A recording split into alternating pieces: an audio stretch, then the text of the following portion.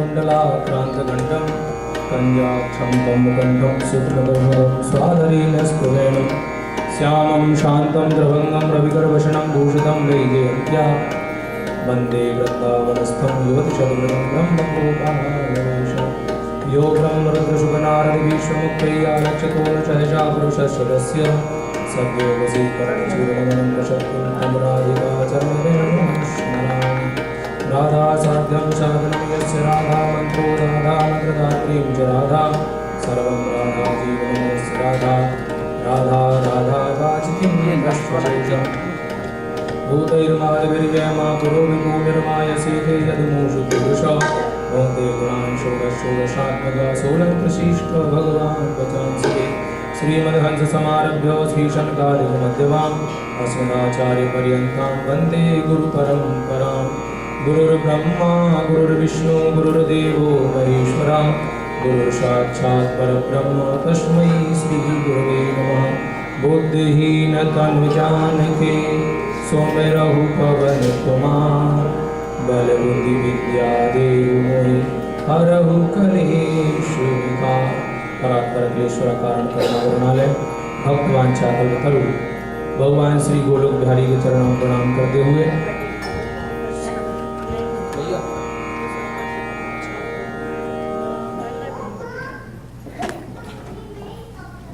भगवत चरणानुरागी भक्त जनों एवं श्रद्धामयी माताओं बंधुओं, मैं ज़्यादा नहीं बोलूँगा, मात्र 10 मिनट मैं आपको इतना बताना चाहता हूँ। वैसे आप लोगों को मालूम है इसको बंसी कहते हैं, पर ये बंसी का प्रादुर्भाव कैसे हुआ और भगवान कृष्ण को इतनी प्रिय क्यों है,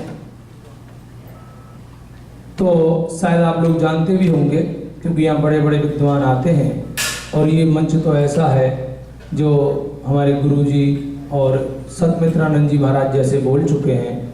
तो जब इतने दिव्य महापुरुष यहाँ पर आते हैं तो मैं यही कहूँगा कि आप लोगों को तो बहुत ही ज्ञान है, परंतु मैं इसके बारे में आपको बताता हूँ कि जब भी भगवान अवतार लेते हैं तो अपने साथ वो अपने प्रियजनों को भी लेकर आते हैं, क्योंकि वो अकेले कोई भी कहीं भी आप लोग कोई भी कार्य करने जाएं तो आप अपने रिश्तेदारों को बुलाते हैं।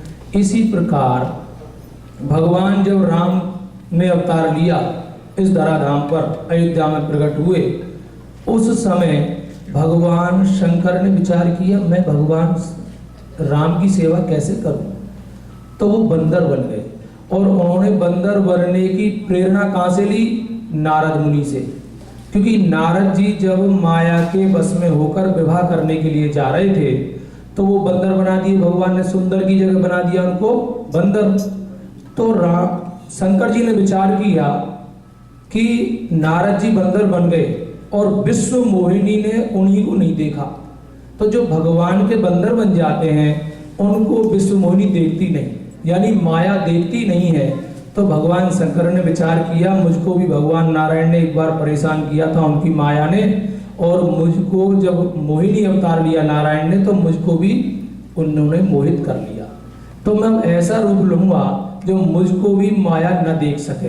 तो भगवान शंकर उस समय बंदर के रूप में हनुमान जी बनकर आए और भगवान श्री राम की सेवा की, क्योंकि वो जो अवतार था वो मर्यादा का अवतार था, उसमें सेवक की आवश्यकता थी।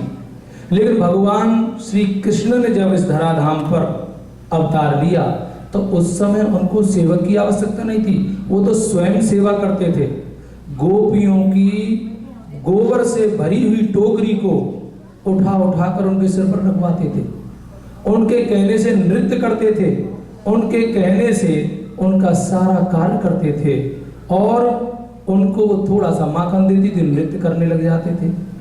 कहने का तात्पर्य भगवान श्री कृष्ण ने जब अवतार लिया तो वो लीला पुरुषोत्तम थे, और लीला में भगवान शंकर ने विचार किया कि मैं किस सेवा में आऊँगा, तो उन्होंने कहा भाई मैं हनुमान बन गया और जब मैं सेवक बना, सेवक के रूप में मैंने कार्य किया, लेकिन अब क्या बनूं?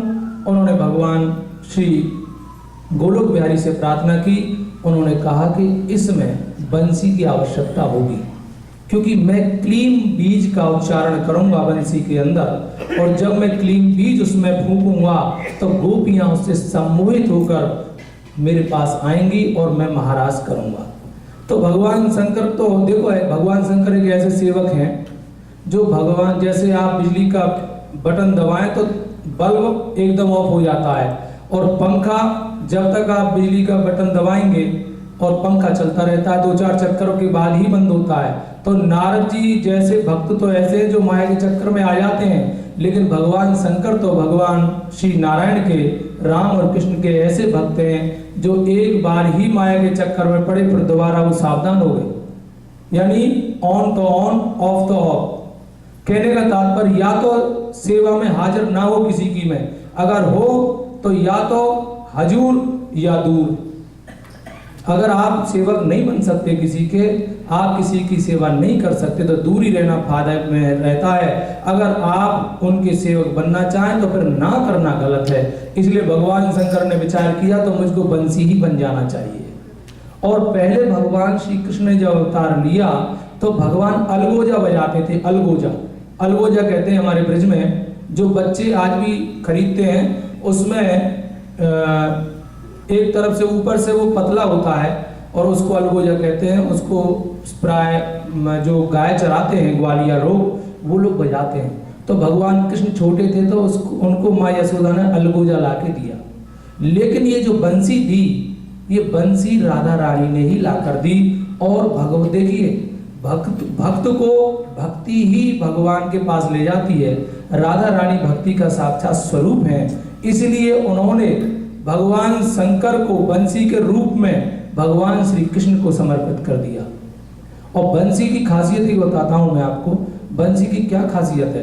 बंसी के अंदर आप देखिए कुछ भी नहीं है। ढोलक में और बंसी में एक बार बात हो रही थी तो दोनों, ढोलक बड़ी दुखी थी।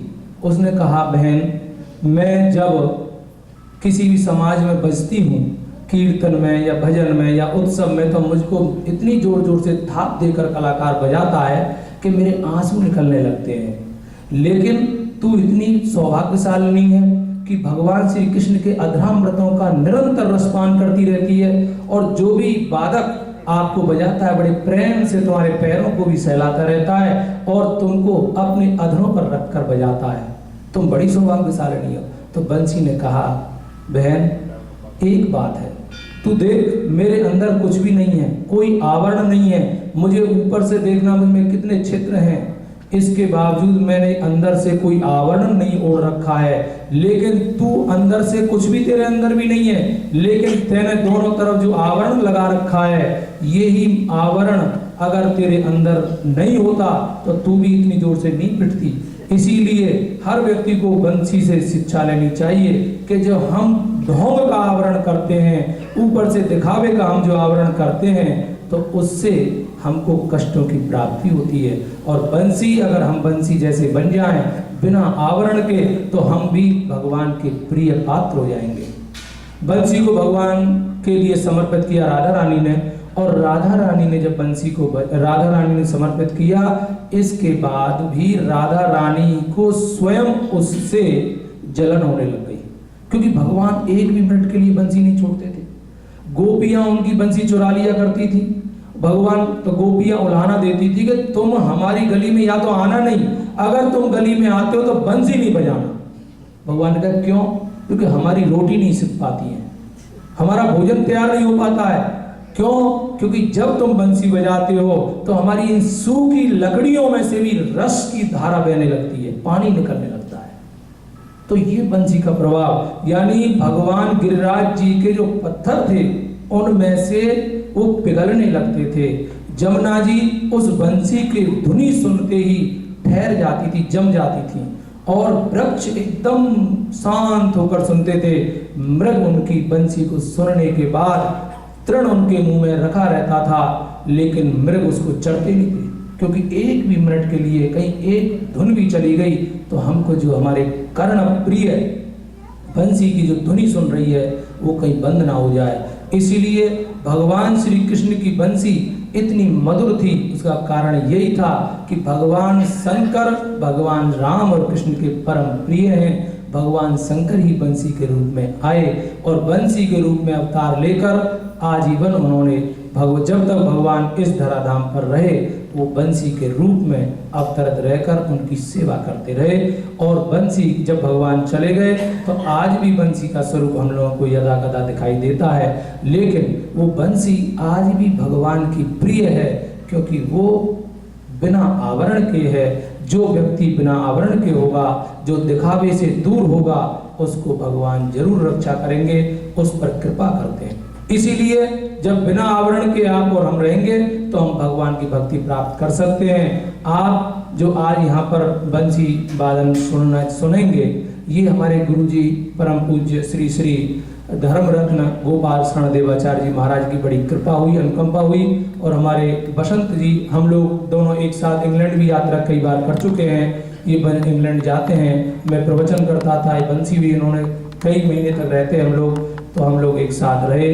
आपका चित्रकूट में वैसे आपका जन्म है, लेकिन वृंदावन से बहुत दिन से जुड़े हुए हैं। वृंदावन के अच्छे अच्छे कथावाचकों के संग स्वयं बजाने जाते हैं। इनके अपने पर्सनल बहुत बड़े स्तर पर कार्यक्रम हुआ करते हैं। बसंत कुमार जी जो बहुत संत स्वभाव के हैं, इसलिए गुरुजी हमारे जो है वो सरल स्वभाव के व्यक्तियों को बहुत पसंद करते हैं। तो गुरुजी के यहाँ कोई भी कार्यक्रम होता है, अपने गोलोक बिहारी का उत्सव होता है, तो उसमें बंसी बजाने के लिए हमारे बसंत कुमार जी जरूर आते हैं। उनके बिना तो गुरुजी घंटा आध घंटा इनका अलग से स्पेशल कार्यक्रम कराते हैं। तो कहने का मेरा मतलब ये है, हमको बंसी से भी शिक्षा ग्रहण करनी चाहिए और बंसी से शिक्षा ग्रहण करने के बाद हमको यही ईश्वर से प्रार्थना करनी है कि हमारे जो जीवन में दिखावा है, हमारे जीवन में जो आडंबर है, ये हमसे किसी भी प्रकार धीरे धीरे दूर हो जाए, तो हम ईश्वर के चरणों की भक्ति प्राप्त करने के लिए हम तत्पर हो सकें। क्योंकि बिना भक्ति के जीव का कल्याण हो नहीं सकता। आप कितना भी कुछ कर लेना, लेकिन कल्याण मात्र भक्ति में ही है, क्योंकि भक्ति वो भगवान की कृपा से, भगवान शंकर की कृपा से प्राप्त होगी।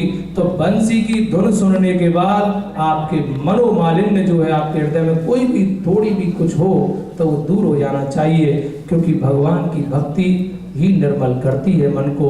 और स्वच्छंद आप विचरण करें और ईश्वर से यही प्रार्थना करें कि प्रभु हम आनंद पूर्वक इन ऐसी भगवान के सत्संग और ऐसे मधुराति मधुर ध्वनियों को, उनकी बंसी वादन को सुनते रहें। ये ईश्वर से आप प्रार्थना करते रहें। देखिए, मैं ज़्यादा समय नहीं लेता हूँ क्योंकि मुझे तो आज समय बोलने का नहीं था, लेकिन मुझको बताया कि थोड़ा सा आप बता दीजिए बंसी के बारे में। तो मैंने बताया बंसी के बारे में भी बहुत मेरे पास वो है बताने का, लेकिन समय कम है, मैं कभी और बताऊंगा। क्योंकि बंसी जो है, बंसी में सारे वेद हैं, सारे उपनिषद हैं, सारे पुराण हैं, मतलब गीता का सार तत्व बंसी में निहित है। इसका मैं सभी आपको प्रमाण सहित इस दिन आपको बताऊंगा कि बंसी के इस स्वर में, इस लय में, इसमें ताल में क्या क्या है, ये सब मुझे मेरे पास है, मैं किस दिन आपको सुनाऊंगा। इतना समय नहीं है। इसी के साथ मैं अपनी वाणी को विराम देता हूँ और आप धैर्य पूर्वक बार बार उठे नहीं,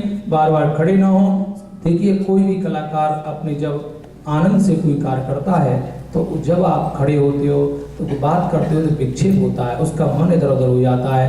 तो आप आनंद लेना चाहते हैं तो मन को स्थिर करके यहाँ बैठें। ये लक्ष्मी नारायण का मंदिर है, ये सिद्ध स्थान है और यथार्थ है। जब आप भगवान के सामने आते हैं तो निश्चित रूप से आपके कष्टों की निवृत्ति होना निश्चित है। आप ये ना घबराएं कि नवग्रह मेरा क्या करेंगे, नवग्रह मुझ पर चढ़ रहे हैं, मुझ पर 7.5 आ रही है। जब आप भगवान के पास आ गए, जब राष्ट्रपति के साथ चाय पीने वाला व्यक्ति छोटे से थानेदार से डरता है क्या, आप लक्ष्मी नारायण की शरण में आ गए। अब आप सारे ग्रहों को छोड़कर शांति पूर्वक बैठें, अपने भ्रम को मिटा दें, ईश्वर की भक्ति पर आप निर्भर हो जाएं। इसी के साथ ओम शांति शांति शांति।